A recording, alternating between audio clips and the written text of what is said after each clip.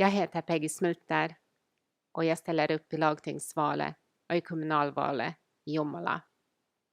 Som andra engagerade föräldrar tyckte jag att skolan var en av de viktigaste frågorna i mitt barns liv.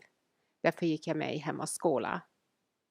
Barn växer upp snabbt och man inser att det finns otaliga viktiga frågor att engagera sig i om man vill vara med och påverka.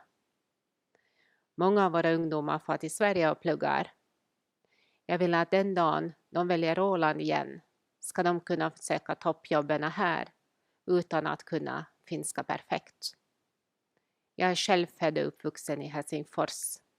Jag har sett språkutvecklingen i Finland. Därför är Ålands framtid det självklara valet för mig.